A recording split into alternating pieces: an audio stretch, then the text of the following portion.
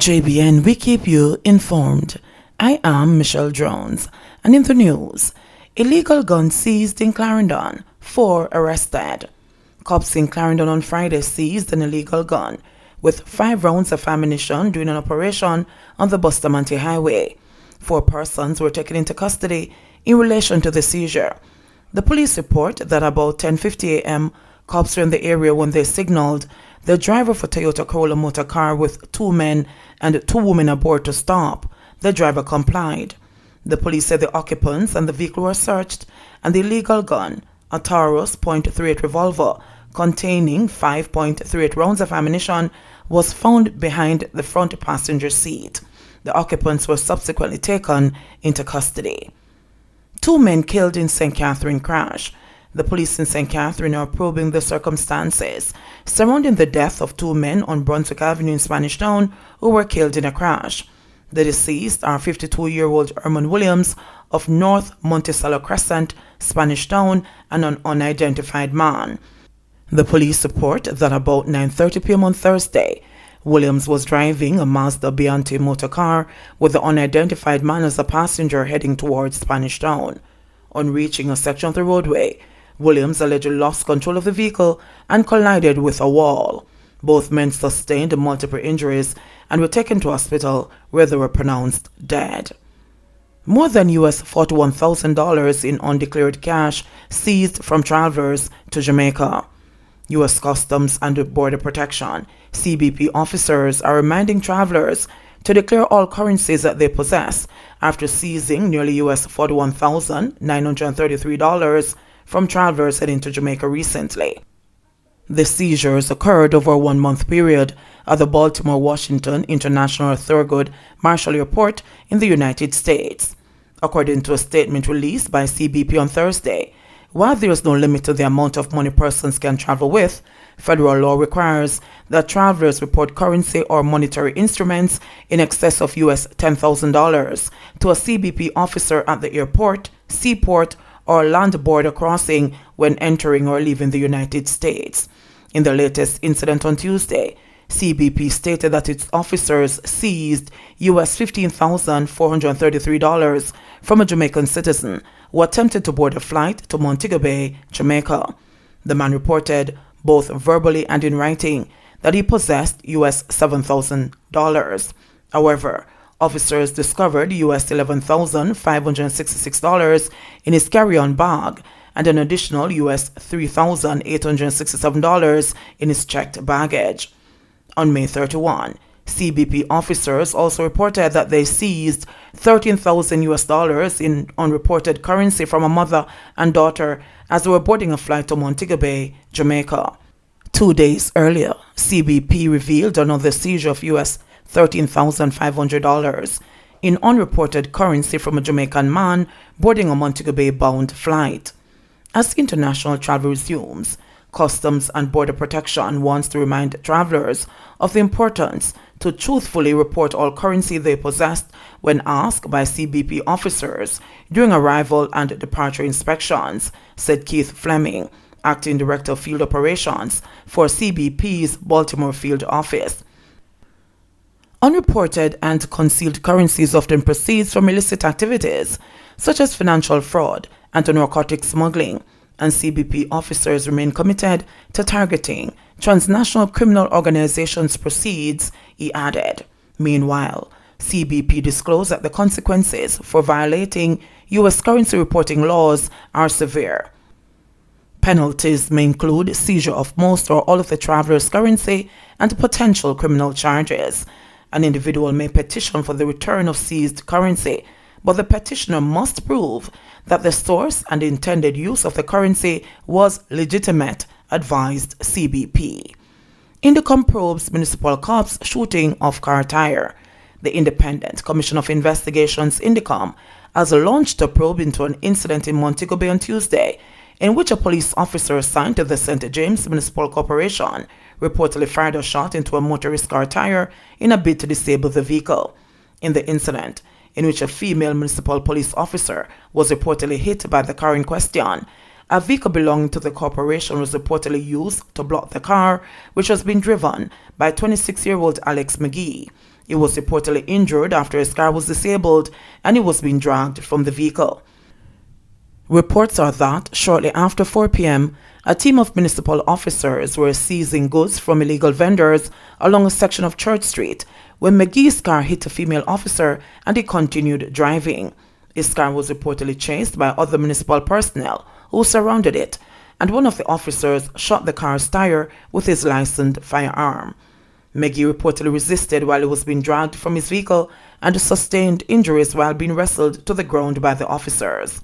The injured female municipal officer and McGee were taken to the hospital, where he was treated and released into the custody of the police, and the officer admitted.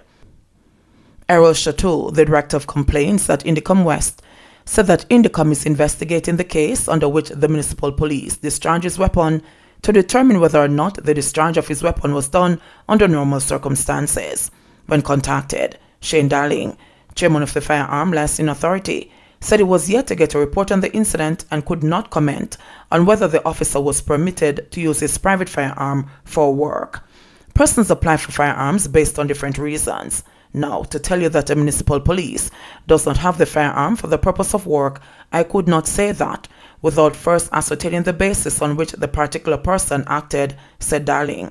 There are various persons who have private firearms, who have it for a particular purpose, as to how they applied for it.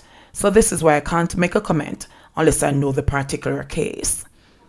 Priest's murder leaves stain on church, says supervisor.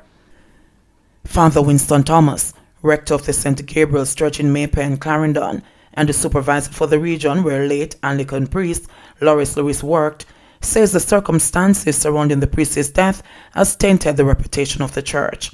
The nude body of Lewis, a rector of the St. Paul's Anglican Church in Chapelton, was found with the hands and feet bound and a plastic bag over the head in the rectory on September 25. An autopsy found that he died from suffocation. 23-year-old Lloyd Thompson and the 20-year-old Safari Wilson, the two men charged for his murder, were sentenced to life imprisonment on Thursday when they appeared before the Clarendon Circuit Court. While noting that justice was served, Thomas said the church has been left stigmatized. You know, because the church has an ethos of upholding principles, and the whole homosexuality is certainly against biblical standards which we profess. So it shocked us. I personally never expected that. I never knew of that part of his modus operandi. So it was a shock to me that that had been the evidence of what caused his death, Thomas said. He said the church family is still traumatized over Lewis's untimely and tragic demise. But we have to live beyond that. We have to put that behind us and move forward and hope that we will be able to have the healing we need to have as a church and move on with our responsibility in proclaiming God's word to the community and the nation, Thomas added. Thompson, who confessed to Lewis's murder, and his co-convict were arrested on January 23. The men disclosed that they had met Lewis over the internet and he invited them to his home pursuant to an agreement. Upon arrival at Lewis's home, however, they had a disagreement and a till was used to hit Lewis in his head. He fell unconscious and his hands and feet were subsequently tied with a fan cord and a plastic bag placed over his head. Sentencing judge Justice Dale Palmer described the death of the clergyman as horrendous, noting that he not only died because of the bag tied around his head and neck, but due to the position the men placed him in. Attorney at law George Clue, who represented Wilson, said that the sentence imposed on his client was fair. I believe it was a fair sentence, given the circumstances. I believe the judge weighed everything carefully, he said. Thompson will serve a minimum of 21 years before being eligible for parole. $60 million health center for Adelphi. As of the first week of July, residents of Adelphi and the surrounding areas will benefit from a new, modern health center, which has been built about 100 meters from where the old one was located. According to parish manager of the St. James Health Services, Lennox Wallace, the center will offer dental services and host a pharmacy, along with offices of public health inspectors and nurses, as well as doctors. The new facility has a price tag of more than $60 million and is funded by the Jamaica Social Investment Fund, JSIF, Wallace said, adding that it will be larger than the Montego Bay Type 5 Health Center. Among those eagerly anticipating the opening of the center's doors is Laverne Hyatt, a district constable at the Adelphi police station. Victims who come to the station to report bodily assaults and so on Always complain when we have to send them to Montego Bay Time 5 to get a medical report because Adelphi doesn't offer such services, she explained. She also anticipates that the new facility, with its expanded services, will be a welcome addition for the elderly and vulnerable members of the community who now have to travel to other facilities to access vital services. Adelphi is not the only community to benefit from an upgrade in its health center.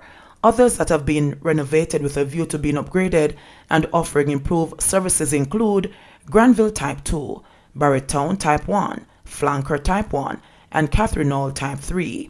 Work has already begun on these facilities and expected to be completed by the end of July. They will all have expanded waiting areas to accommodate the physical distance required to comply with COVID-19 safety protocols, additional offices for clinicians and other healthcare personnel. Jamaica records 6 COVID fatalities, 55 new virus cases. The Ministry of Health and Wellness says 6 Jamaicans became the latest victims of the COVID-19 on Friday. They include 5 females, a 102-year-old female from Kingston and St. Andrew, an 87-year-old female from Westmoreland, a 38-year-old female from Clarendon, a 49-year-old female from St. James, and an 86-year-old female from Hanover. A 58-year-old male from St. Elizabeth was also among Friday's victims. This pushed the country's death toll to 1,057. Another coincidental death was also reported. Meanwhile, the island recorded 55 new cases of the virus on Friday, pushing the total number of confirmed cases on the island since the outbreak to 49,964. The new cases comprise 30 females and 25 males with ages ranging from 1 to 99 years. The ministry said 13 of the cases were recorded in Kingston and St. Andrew, 11 in St. Catherine, 10 in St. James, 5 each in Manchester, Portland, and Westmoreland, 2 in St. Thomas, and 1 each in Clarendon, St. Elizabeth, St. Mary, and Trelawney. The ministry further reported 191 new recoveries, which pushed the total recoveries to 29,647. There were 18,896 active cases on the island. JBN, we keep you informed. Please remember to subscribe, like, share, leave us a comment, and click the notification bell to receive our daily news items.